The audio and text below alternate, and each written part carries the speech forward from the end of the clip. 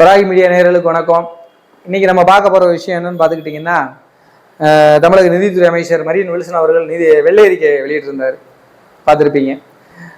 ஒவ்வொரு குடிமகன் மீதும் 1,28,000 சம்திங் இருக்கு அப்படின்னு போட்டிருந்தாரு. இந்த வெள்ளை அறிக்கையை மட்டும் வெளியிட்டுட்டு நீங்க ஆட்சியை நடத்திடக்கூடாது. அவங்க கடன் வாங்கி நம்ம தலையில வச்சுட்டாங்க, கடன் வாங்கி தலையில வச்சுட்டான்றதுக்காக உங்களுக்கு மாற்றத்தை விரும்பி மக்கள் வாக்களிக்கல. இந்த கடனை அடைக்கக்கூடிய திறமை உள்ளவர்கள் நாங்கள் நிரூபிக்கணும். நீங்க வெள்ளை அறிக்கை வெளியிடுறதுன்னு வெள்ளை அறிக்கை, கருப்பு அறிக்கை, பஞ்ச அறிக்கை யார் வேணாலும் வெளியிடலாம். நாட்டினுடைய நிதி நிலைமை இப்படித்தான் இருக்கு. ஏற்கனவே அதான் சொல்லல, நீங்க எதுக்காக வந்தீங்க, எதுக்காக உங்களை மக்கள் தேர்ந்தெடுத்திருக்காங்க? ஏற்கனவே கொள்ளையடிச்சிட்டேன், மக்கள் மாற்றம் வந்துருச்சு, நீங்க அந்த மாற்றத்தை கொடுக்கணுன்றதுக்காக தானே உங்களை தேர்ந்தெடுத்திருக்காங்க. ஆக அப்படி இருக்கும் பட்சத்தில் நீங்க தான் அதை சரி பண்ணணும். வெள்ளை அறிக்கை கொடுக்கறது யார் வேணாலும் கொடுக்கலாம். நீங்கள் செய்ய வேண்டிய விஷயம், அரசினுடைய கடன் சுமை எதனால, அரசுக்கு வரக்கூடிய வருவாய் சில நேரங்களில் நிற்பாட்டி இருக்கு, எல்லா இடத்துல டிராபேக்கா இருக்கு. அரசு ஏற்கனவே போடப்பட்டிருக்கிற திட்டங்களே நிறைய டிராபேக் தான். நீங்க ஒதுக்கக்கூடிய பல்லாயிரம் கோடிகள் என்ன ஏற்கனவே, அதாவது உங்களை குறை சொல்ல முடியாது, ஏற்கனவே நடந்த திமுகவில் பார்த்துக்கிட்டீங்கன்னா 6 கோடி ரூபாய்க்கு ஒரு கிரவுண்டுன்னு போட்டிருக்காங்க. வயக்காடை டோசர் பண்றதுக்கு 6 கோடி ரூபா. வேற இதுல என்ன இருக்கு? கம்மாயை தூர்வறதுக்கு காரைக்குடி பக்கத்துல 3 கோடி ரூபா. மண் அள்ளி வெளியே வித்துருக்கேன், அதுக்கு 3 கோடி ரூபா. ஆக இதையெல்லாம் திமுக செய்தது. நீங்க இதெல்லாம் செய்யக்கூடாது. நீங்க செய்ய வேண்டியது, அரசுக்கு இப்ப பெரிய வருமானம்னா அரசு மதுபான கடைகள் மூலமா தான் அரசுக்கு பெரிய வருமானம் வந்துட்டு இருக்கு. இதை மக்கள் மூட சொல்றாங்க. இதை மூடனா அரசுக்கு பேர் இழப்பு வரும். ரெண்டாவது, இன்னும் அரசுக்கு வருமானம் வரக்கூடிய பத்திரப்பதிவுத்துறை இருக்கு இல்லையா, அந்த பத்திரப்பதிவுத்துறையில ஏன் இன்னும் நீங்க மாற்றங்கள் கொண்டு வரணும்ன்ற ஒரு ஆலோசனை கூட்டம் கூட போடலை நீங்க. அதாவது அப்ரூவல், டிடிசி அப்ரூவல் வாங்கினாதான் பதியணுங்கிறீங்க. அது நகரத்துக்கு செட் ஆகும். கிராமத்துல இருக்கக்கூடிய விவசாய நிலங்கள்ல வச்சிருக்கிறாங்க. அந்த விவசாய நிலங்கள் தவிர வீடு கட்டக்கூடிய நிலங்களை அந்த நிலத்தின் உரிமையாளர் விற்கும் பொழுது அதுக்கு நீங்க போடக்கூடிய 1000 சட்ட திட்டங்கள், அதுல அனுமதி வாங்குறதுக்கு 6 மாத கால தாமதங்கள், இதுதான் அந்த நிலத்தினுடைய விவசாயி தன்னை நிலத்தை விற்க முடியாம சொல்ல போகுது.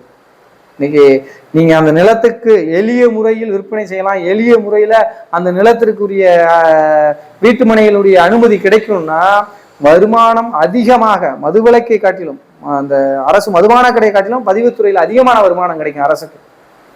1 லட்ச ரூபாய்க்கு 9% அரசுக்கு வரி கட்டுறாங்க. இன்னைக்கு அந்த பதிவுத்துறையில அந்த வீட்டடி மனைகளுக்குரிய அனுமதியை நீங்க மட்டும் நிகழ்த்தி காட்டுங்க, அதாவது ஒரு சுலோக முறை ஆக்கி காட்டுங்க. நிச்சயமாக அரசுக்கு அதிக வருமானம் வரும். அந்த வருமானத்தின் மூலமாக நிதிச்சுமையை குறைக்கலாம். இந்த முறை வெள்ளை அறிக்கை கொடுத்தோம், 1,28,000 ரூபாய் இருந்துச்சு மக்களுடைய கடன். இவ்வளவு திட்டங்களை மாற்றி அமைச்சு அரசுக்கு வருமானத்தை பெருக்கி இந்த அளவுக்கு ஒரு தனிநபர் கடனை குறைச்சிருக்கோம்னு நீங்க அறிக்கை கொடுங்க. நிச்சயமாக நிரந்தரமான ஆட்சி தாவேக்கு ஆட்சியாக தான் இருக்கும். காரணம் இதான், நீங்க ஒரு வருமானம் ஏன் வராம நிக்குதுங்கிறத மட்டும் பார்க்காதீங்க. அரசுக்கு எந்த வழியில வருமானம், இப்ப அதிகாரிகள் லஞ்சம் வாங்குறாங்க, தடுக்கிறீங்க. எதனால லஞ்சம் வாங்குறாங்க? நீங்க போடுற சட்டத்திட்டங்கள் கடுமையா இருக்கு, மக்கள் போய் எளிய முறையில அணுக முடியல. இன்னைக்கு ஒவ்வொரு தாலுகா அலுவலகங்களையும் அந்த பகுதியில் இருக்கக்கூடிய நிலங்களை, ஒரு விவசாய நிலமற்ற வீடு கட்டக்கூடிய ஏற்ற நிலங்களை அனுமதி வாங்கி பதியலாம். அந்த தாலுகா அலுவலகத்துல அதுக்குன்னு ஒரு தனி பிரிவு இருக்கு. 1 மாத காலத்துல அந்த அனுமதி கிடைச்சிடும் அப்படின்னா பதிவுத்துறையில அதிகமான பதிவுகள் நடக்கும், வருமானம் பெருகும், லஞ்சமும் குறையும். நீங்க போடக்கூடிய சட்டங்கள் தான் மக்களை சிரமப்படுத்துது. இப்ப போடப்படுகிற டிடிசிபி அப்ரூவ்ட் சட்டம், கார்பரேட் கம்பெனி வெறும் கோடீஸ்வரர் மட்டும் வெறும் கோடீஸ்வரருக்கான சட்டம், அதை முதல்ல தளர்த்துங்க. இது பதிவுத்துறை அமைச்சர் லோகேஷ் தமிழ்ச்செல்வன் அவர்களுக்கும், நிதித்துறை அமைச்சர் அவர்கள் மரியன் வில்சன் அவர்களுக்கும், தமிழக முதலமைச்சர் மரியாதைக்குரிய ஜோசப் விஜய் அவர்களுடைய கவனத்திற்கும் போகணும்.